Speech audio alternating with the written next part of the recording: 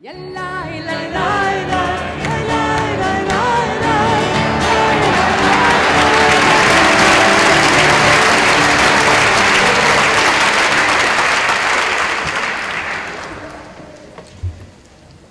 your new president, I am humbled by the task before me, even as I'm honored and inspired by those who have brought us to this holy moment. 16 years ago, I served on the union's board, and I was deeply moved to witness Rabbi Alexander Schindler of blessed memory passing the Torah to Rabbi Eric Yaffe, marking the formal beginning of Eric's presidency. That is why it is so especially meaningful to me that this installation service is being led by a Rabbi Schindler. Judy, you are a gifted leader in your own right. You inspire, you teach, and you lead with your own courage. But today you also bring, I know, your father's blessing and his presence. Alex defined Jewish leadership for many of us. His eloquence, vision, and audacity set the bar high for everyone who will ever lead our movement. May his spirit continue to compel us to act boldly and as wisely as he did as we shape the Jewish future. Eric Yaffe, you are a brilliant, a wise, a courageous leader. And you have set this movement at a new place. And you have planted not only Torah, but your vision of Torah alive inside of each and every one of us. And your legacy is secure. It will give all of us strength, and it will inspire me, I know, in all the days to come. And we pray and bless your family, to you and to Amy, that this next chapter of your lives will be filled with many blessings and continued leadership and guidance for all who seek to follow the way of God.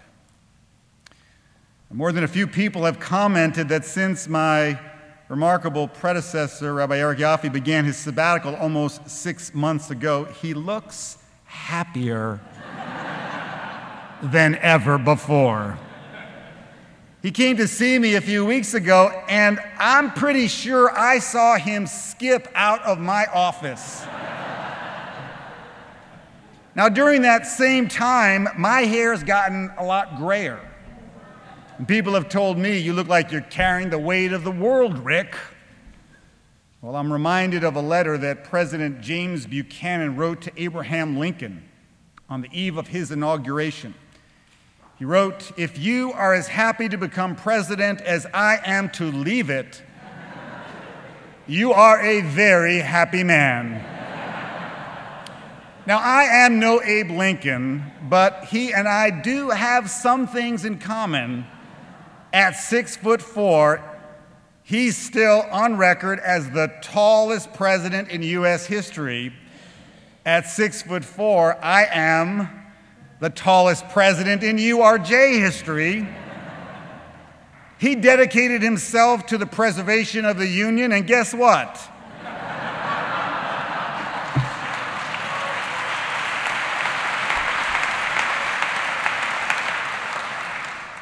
And also, we are both inclined to invoke Scripture on occasions such as this. Which brings me to the parashah for this Shabbat afternoon, Shalach Lecha. Towards the end of their 40-year trek through the desert, the Israelites are panicked about what awaits them in the Promised Land. God tells Moses to send 12 tribal leaders to scout the land of Canaan. After traversing the land for 40 days, they return and give a detailed report. They all agree on the facts. The land is flowing with milk and honey, and the fruit is sweet and plentiful, but the inhabitants, they're giants, and their cities are heavily fortified. 10 of the scouts are terrified by what they've seen, while 2, Jacob and Caleb, return confident of victory and excited about the prospects of a new chapter in the journey of the Jewish people.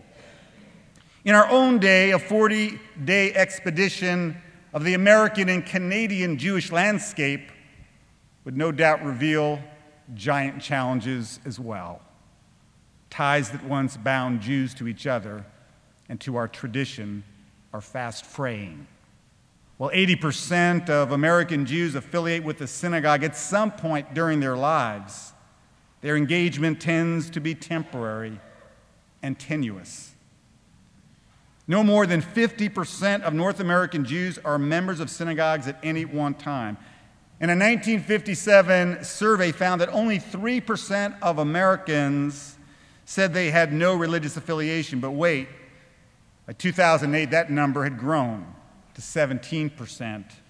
For those in their 20s and 30s, that figure reaches as high as 40%.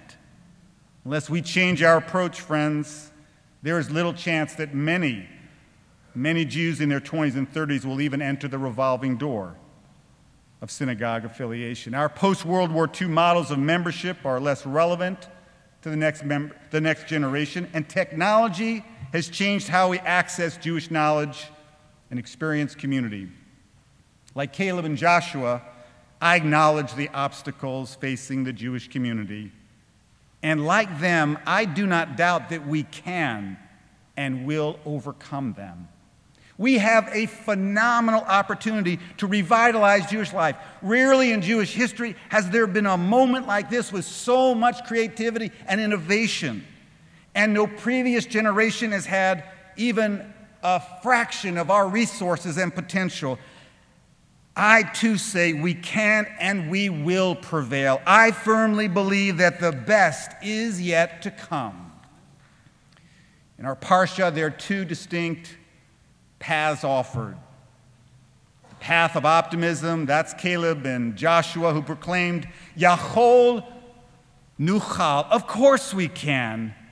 And then there's the pessimism of the other scouts who concluded, Lo Nuchal, there's simply no way that we can do this. I'm going to add a third path. That's the path of hope. As Harvard professor Jerome Groopman taught us, hope differs from optimism. Hope does not arise from being told to think positively or from hearing an overly rosy forecast. Hope is rooted in unalloyed reality. Hope is the elevating feeling we experience when we see in the mind's eye a path to a better future. Hope acknowledges the significant obstacles and deep pitfalls along that path. True hope has no room for delusion. I ask you today to join me in the stance of hope. Hope for a better and brighter Jewish future. Will you join me in that? Yes.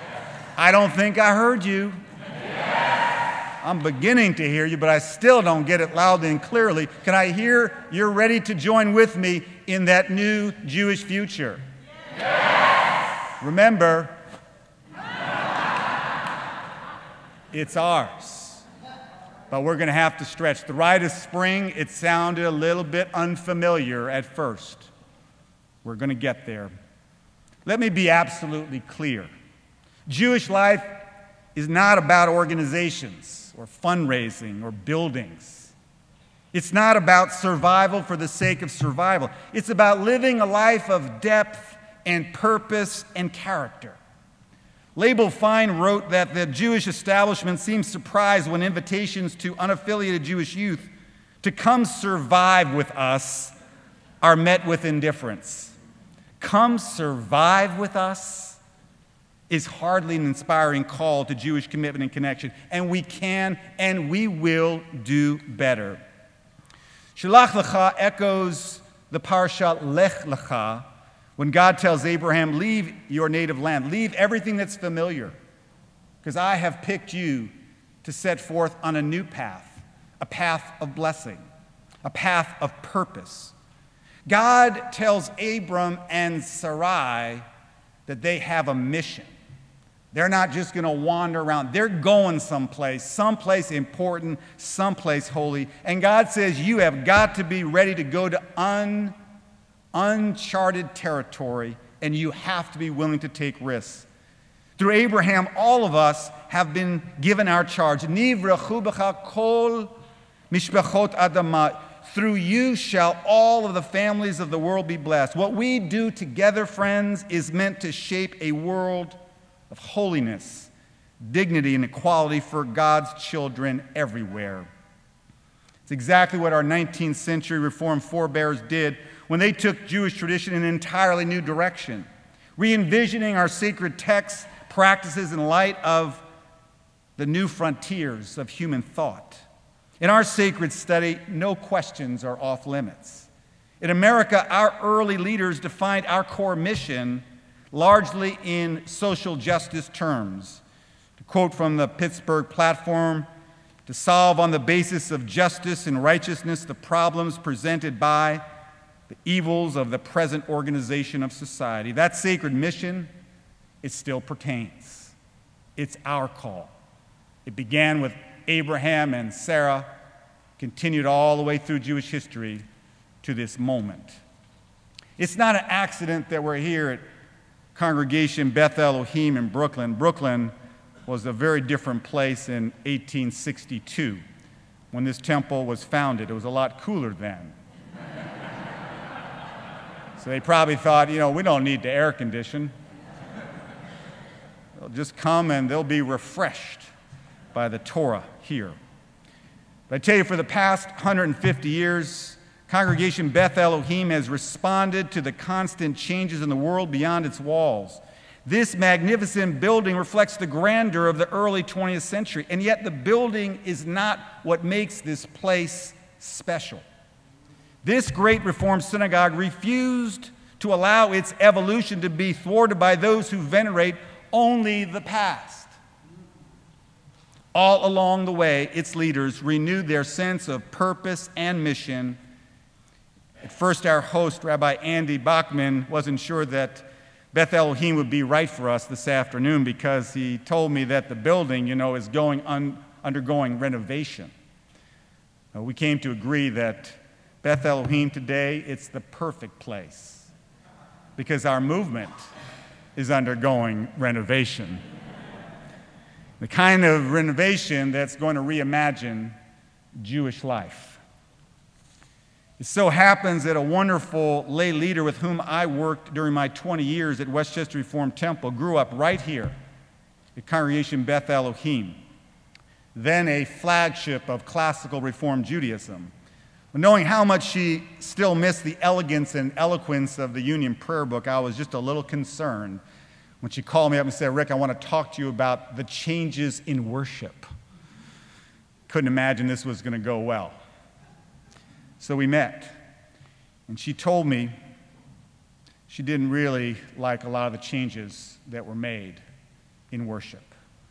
Maybe some of you know exactly what she's thinking.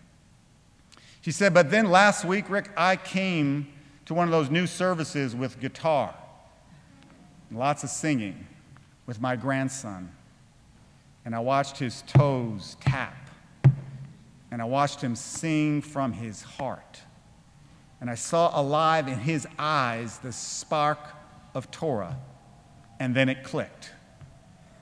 I may not like a lot of what's going on," she said, "but I get it. And if it's going to connect my grandson and his friends and all those who can't yet find their place, then this is the path for us going forward." Now, I tell you, that was one of the high moments of my rabbinate, because she was able not just to see her personal preference, she wanted to see the big picture, and to make sure that as a Jewish leader, she helped point that way. Ritual can also play a powerful role in inspiring ethical living. Take this tallis. Many people have asked me, "Where'd you get that tallis? That's a nice-looking tallis, Rick. Where'd you get that, in Queens? New Jersey?" I'd even go to Brooklyn to get a tallis like that, people have told me. Well, I say, well, there's only one like it in the whole world. As some of you know, a few years back, I traveled to Darfuri refugee camps in eastern Chad with Ruth Messenger of the American Jewish World Service and a small group of rabbis, including Rabbi David Saperstein, David Stern, Lee Biesel. In our last hours in Africa, in Chad, we stopped at an open market. I said, I want to buy some cloth. I want to buy some bright African cloth so I can remember what I saw and never forget. When we got home, this wasn't a tallis, it was a piece of cloth. My daughter Sarah helped me tie the tzitzit to remind me, and I hope others, that our job is to bring the four corners of the world together. Not occasionally, but every day. Every day. Now, my vow was to wear this tallis until the genocide in Darfur is finally stopped, and it's almost worn out. Tragically, the slaughter continues, but now in South Sudan, so I wear the tallis still. And friends, too often Reform Judaism is regarded as Judaism light. That's nonsense. We embrace the best of tradition and modernity, science and spirituality. Ours is the Judaism of autonomy, inclusiveness, creativity, passion, relevance, and depth. We are the Judaism for a new era, and it's time, friends, that we acted like it and shared it and shouted it from the rooftops so that all could know our Torah. 17th century Polish Torah commentator known as the Kli Yakar wrote that instead of sending men to scout the land, it would have been better to send women. Now, why did he say that? Sounds like a modern thought. 17th century Polish Torah commentator figured that out. Why? Because so powerful is their love of Israel that all difficulties would pale in comparison. The Kli Yakar suggested as leaders, Jewish women would see the future with new eyes, with new possibility. It would take 2 more centuries to translate his insight into deed. Last weekend marked the 40th anniversary of HUC-JIR's ordination of Rabbi Sally Priesand as the first woman rabbi. Reform Judaism is unafraid to change our tradition when it holds us back from growing and deepening our faith. In our reading of the Jewish tradition, this change was not only permitted, it was obligatory. That is Reform Judaism. And for too long, the Jewish community had no place for interfaith families and LGBTQ Jews. But then Rabbi Alexander Schindler taught all of us the power of inclusion and outreach. Our loving embrace of all who had previously been kept out has not only added to our numbers, but has made us stronger and more committed. That's Reform Judaism. Just as our ancestors were liberated from Egyptian slavery, we Reform Jews were liberated from the yoke of traditional Jewish life that had stifled those who founded our movement. Still, the Jewish tradition and the Jewish community make serious claims on us. Our text and our history call us to live lives of courage and conviction. That's Reform Judaism. Reform Judaism teaches that each of us is an autonomous individual able to make thoughtful religious choices, and yet there is more than autonomy. If you are like me, relationships with loved ones make claims on us. Imagine your daughter has the lead in the school play. For months, she's been practicing her lines almost every night in the family room. In fact, the kids even made their own costumes. The play is scheduled during one of the busiest weeks in your year, but still you mark the date on your calendar in red ink. Are you obligated to be there? Is there any question where you'll be when the curtain goes up? Or how about the time you were at a meeting in Chicago and all of a sudden it hit you? Oh my God, today's not only Thursday, it's our anniversary. Oh my God. You quickly wrap up the meeting, hop a cab to the airport, sweet talk your way onto an earlier flight. You race home picking up a bouquet of flowers on the way. You made it just in the nick of time. If nuclear war had broken out, you'd be off the hook. But anything short of that probably wouldn't do. You and I know very well some things in life are not optional. The Jewish philosopher Emmanuel Levinas taught that we come into the world already obligated by the mere gaze of the other, a gaze that demands from us a response. By this, Levinas means that relationships always come with obligations. Is it written somewhere that we have to go to our child's school play or celebrate anniversaries? No. Some of our covenants are written, some are unwritten, but they are all binding. Reformed Judaism, when practiced with commitment, is no less demanding than other expressions of Judaism, and some would even argue more demanding because we do not practice our religion by rote, but by informed choice. An informed choice leads us to change. To those who claim, Reformed Judaism ain't what it used to be, I say, Reformed Judaism ain't supposed to be what it used to be. It's supposed to be in a constant state of change, adaptation, and growth.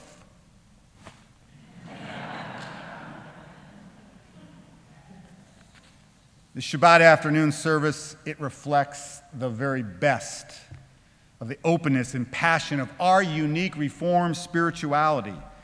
Cantor Angela Warnick-Buchdahl has inspired all of us to find our own voices, even as our hearts soared, listening to hers. Liz Lerman, she is truly, literally a genius. Artists like Liz open the power of spirituality in the most surprising and exciting ways.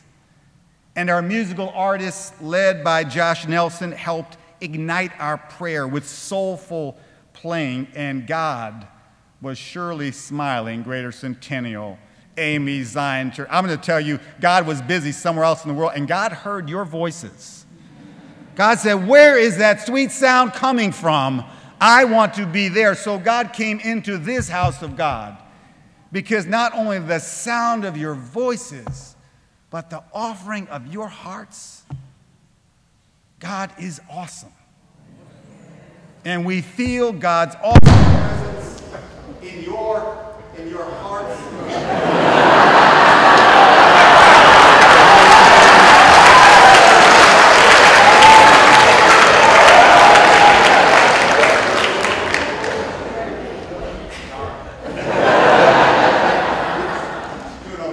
I'll fix it after Shabbat. To my partner in spiritual leadership, Pastor Darren Moore, with whom I've had the privilege of building sacred bridges of understanding, shaping a more just, compassionate community in West District County, I say, Darren, God is counting on us. God's not done. God has big plans for you and all of us together, because what made God even happier was to hear our voices joined in prayer together. That's why we were put on the earth, so that we would know how to do that, and you have taught us. We will carry that blessing with us. I wouldn't mind that. Thank you so much. Evan Traylor, put your hand up, Evan.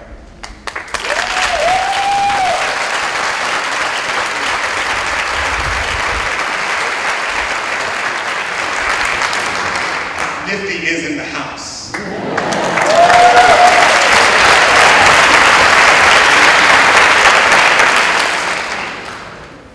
Evan Trail, you are our incoming Nifty president. I know what it means to be an incoming president for a while. And again, we're talking about 6'4", with president's thing. You're right there. But I know, just listening to you chant Torah, Evan, that you're going to be a great leader. Your leadership is going to come from Torah and from love of our youth. And I know that our campaign for youth engagement is going to get where it needs to go, which is to embrace all of our young people. No exceptions. Leave no one outside the circle. So we're counting on you, Evan, to help carry that. We're going to be there with you every step of the way, because it's a huge priority. But we're counting on you, and we know you will make us proud. Friends, there's no doubt you are part of this worship this afternoon. Can I just tell you that our Reform movement, we're alive. Our ritual is powerful, and it's getting stronger by the minute. Now, Joshua and Caleb left their families for one 40-day mission. while I traverse North America at least 2 weeks of each month. My family is unbelievably supportive of the new demands of reconnecting our union and building our future.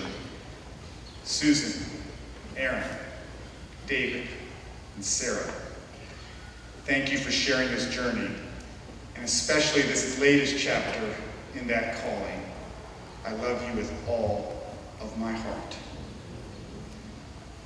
And Brooklyn has a special place in my heart. See, I began my rabbinical career here in Brooklyn at the Brooklyn Heights Synagogue, just a few blocks from here. And I remember my second Rosh Hashanah as a rabbi, my second Rosh Hashanah at the synagogue. Conrad came up to me after service. He said, "Rabbi, what are you doing for the homeless?" I said, "Well, I think we may need to adjust the pronoun." I said, "What are we doing for the homeless?" But no matter the pronoun, the answer was nothing. Our small congregation was busy just trying to stay afloat. I was only its part-time rabbi. Nevertheless, once the question was raised, we got busy. In short order, we opened one of the first homeless shelters in New York City to be housed in a synagogue. 4 nights a week throughout the winter, 2 members slept at our shelter in our synagogue. With our 8 homeless guests, our youth group shopped for the food. Other members cooked delicious meals. I remember one really cold night. As we welcomed our guests, one of them wrote a 10-digit number instead of his name in our logbook. When I asked him what that number signified, he said it was his processing number in the city homeless shelter system. I was horrified. A person reduced to a number that has a painful echo in our tradition. I told our guests we wanted to know his name, and in our home, that's all he needed to share. Friends, that homeless shelter is in its 28th year. It's still going. It's still, unfortunately, necessary. Until we make enough affordable housing for all of our people, that shelter will stay open. And that congregation that I've called home for almost 10 years understands what justice and compassion is really about. It's not a sermon, it's a life. And what would the Israelite Scouts make of today's Brooklyn? We're also just a few blocks from 770 Eastern Parkway, international headquarters of Chabad. Yes, they're known for their army of dedicated emissaries who cover much of the globe with their mission to bring Jews into the fold of ultra-Orthodox Judaism. Friends, we can learn important lessons from Chabad about creating non-judgmental opportunities to experience Jewish practice and to build sacred relationships. Let me be clear, there are many authentic ways to live Jewish lives, including the Chabad way. But today on college campuses and in the public square, Chabad is working without competition. No more. When Jewish seekers Google Shabbat or the weekly Torah portion, we're what they're looking for, but can't find. For this next era of Jewish life, the Reform movement will create a robust presence in digital media on campus, across town, and around the world, so that all who are hungry for inspiring spirituality, passionate prayer, probing study, and social justice can find their way to us. Joshua and Caleb were sent on a mission to scout the future with other leaders who did not see what they saw. I am far luckier. I have a group of leaders with me who are nothing short of spectacular. Over the past year, my core URJ team has helped to chart the course for our holy work. Thank you, Rabbi Jonah Pesner, Rabbi Dan Freelander, Barbara Seidel, Mark Palavin, Donna Stein, Stephanie Jarrett, and Julie Schnorr, and the rest of the remarkably talented and dedicated staff of the URJ who are already shaping tomorrow's URJ today. And I am very grateful and blessed. The devotion of our chairman, Steve Sachs, and to all of our union's lay leaders, they too give all of us hope for the Jewish future. And to our movement partners, together we will respond creatively to the myriad challenges and opportunities before us. The sacred mission of our movement transcends the walls of synagogues, and we must get that message out to all who want to join us on our journey of hope and healing in the world. A few months after the devastating earthquake in Haiti, just before the high holidays, I was invited to be part of a Jewish mission to assess the recovery and strategy, how more can be done to help the people living in tent cities without clean water and other necessities. So I called my physician's office to make sure I had all the requisite shots. And the friendly receptionist inquired, "Where are you going, Rabbi?" I told her, "Haiti." She said, "Rabbi, there are no Jewish people in Haiti." I said, "That may be true, but that's not the only reason I would go there. God's children are suffering mightily, and I have a Jewish obligation to respond to anyone in need." Our tradition calls us to do holy work each and every day. Some of that work is right here in North America, in our neighborhoods. A big part of that holy work is to be done in the land that Joshua and Caleb traversed. Israel is filled with more natural beauty and scientific know-how than just about any other place on God's earth. As Joshua and Caleb discovered, there are plenty of challenges there as well. But when it comes to hope, there's no place like the state of Israel. But hope is not enough. Israel needs us to stand up for her in a world that rarely gives her a chance. Guarding Israel's security is our safe responsibility. So too is the need to ensure that the values we hold dear, equality, tolerance, pluralism, democracy, are understood and protected in Israel. We support the state of Israel, a state that is Jewish and democratic, that one day soon will live side by side in peace with the state of Palestine.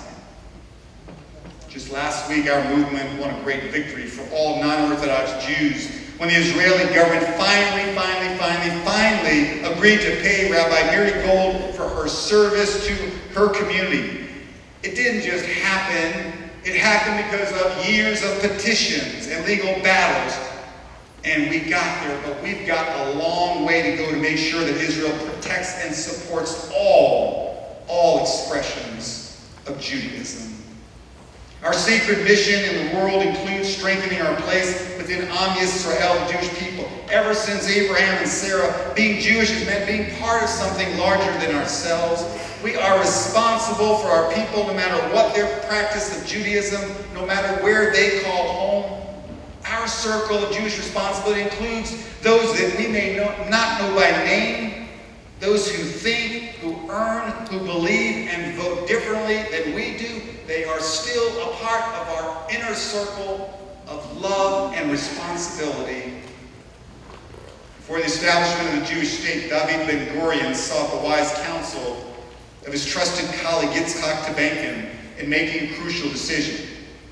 Tabankin asked for a day in which to consider his response. At the appointed time, Tabankin gave Ben-Gurion his counsel, and Israel's first prime minister said, "I accept what you say, but from whom did you seek advice?" "From two people," answered Tabankin. "From my grandfather who died 10 years ago, and from my grandson who is not yet born."